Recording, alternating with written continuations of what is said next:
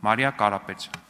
Շնորհակալ եմ հարգարժան փոխոսնակ, Տիկին Հովսեփյան, օգնեք մեզ հասկանալ ձեր գաղափարական առաջնորդ Սամվել Կարապետյանի հետևյալ միտքը։ Մենք գործ ունենք շատ լուրջ կազմակերպված մեխանիզմի հետ,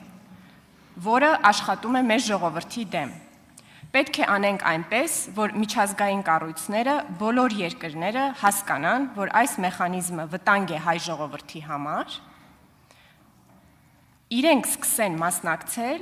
իրենց ստեղծած մեխանիզմի քանդելու պրոցեսին։ Եթե կարող եք սկզբում նկարագրեք, թե այդ ինչ մեխանիզմ է, որ միջազգային կառույցները, բոլոր երկրները ստեղծել են հայ ժողովրդի դեմ, եւ հետո Եվրաինտեգրման հանձնաժողովի որպես նախագահ կամ անդամ, ինչպես եք պատկերացնում ձեր երկխոսությունը եվրոպացիների հետ, ինչպես եք իրենց բացատրելու, որ իրենք մասնակցեն իրենց ստեղծած մեխանիզմը քանդելու պրոցեսին։ Նախ ճիշտն ասած կուզենայի ավելի ամբողջական մեջբերումը լիներ, բայց վստահելով ձեզ, որ դուք կոնտեքստից չեք կտրում երևի, կփորձեմ պատասխանել հարցին։ Նայեք, այն, որ Հայաստանը պետք է ունենա իր ինքնավարությունը, իսկ ինքնավարությունը ինչ է, սեփական շահերից բխող որոշումներ կայացնելու ունակությունը։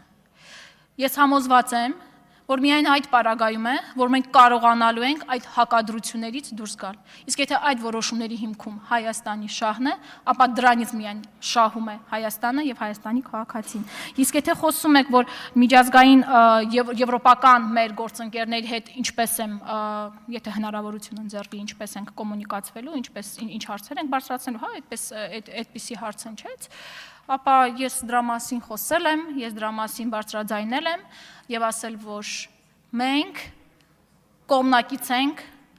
անկեղծ խոսակցությանը, խնդիրների վերհանմանը, դրանց լուծումներ գտնելուն, միայն այդպես ենք մենք կարողանալու մեր քաղաքացիների առօրյա կյանքում որակական փոփոխություններ մտցնելուն։ Շնորհակալ եմ։ Հարցականք։ Շնորհակալ եմ։ Առաջին հարցը պատասխանը չստացվեց, Տիկին Հովսեփյան, պետք է մեզ պատմեք, թե այդ ինչ մեխանիզմի են մասնակցում եվրոպական երկրները հայ ժողովրդի դեմ, ու հետո նկարագրեիք, թե դուք որպես հանձնաժողովի նախագահ կամ անդամ եվրոպացիներին ոնց եք բացատրելու, որ իրենք ինչ-որ մեխանիզմ են հայ ժողովրդի դեմ կազմակերպել այլ երկրների հետ, եւ հիմա պետք է իրանք ձեռամբ քանդեն այն մեխանիզմը, որը կազմակերպել են հայ ժողովրդի դեմ, այդ պիտի անեք, բայց այդ թեման անցնենք։ Դուք ձեր ելույթ հարց ու պատասխանը հաջորդիվ խնդրում եմ նայեք ու նկատեք, թե ինչպես եք անցումներ կատարում։ Սկզբում ձեր ելույթի ժամանակ խոսում էիք բացարձակ, համընդհանուր մարդու իրավունքների մասին, որոնք աշխարհագրական ու քաղաքական սահմաններ չեն ճանաչում։ Քաղաքացիական եւ քաղաքական իրավունքների միջազգային դաշնագրի մասին եք խոսում եւ վերադարձի իրավունքի վեհ բաների։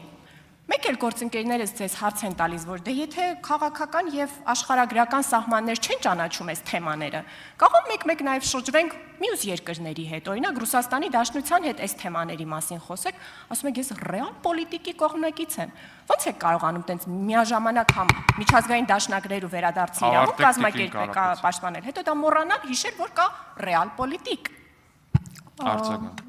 Միջազգային պայմանավորվածությունները եւ պայմանագրերը հենց ռեալ պոլիտիկն են։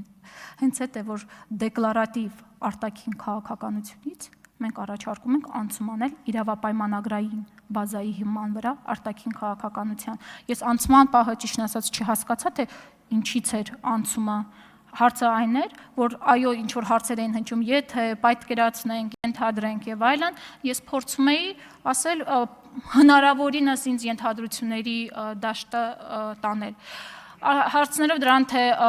մարդու իրավունքները այո համընդհանուր են եւ չեն ճանաչում աշխարհագրական եւ քաղաքական սահմաններ։ Սրա մասին ես ասել եմ, ասելու եմ։ Մի բան կար, որ կուզենայի նաև ձեզ անդրադառնամ, բայց ժամանակս կարծես թե չի հերիքում, հնարավորության դեպքում կանդրադառնամ ձեր հարցազրույցներից մեկին, որ իհարկե գնահատելի էր։ Շնորհակալ եմ։ Հավանիր տեսանյութը եւ բաժանորդագրվիր նորությունները բաց չթողնելու համար։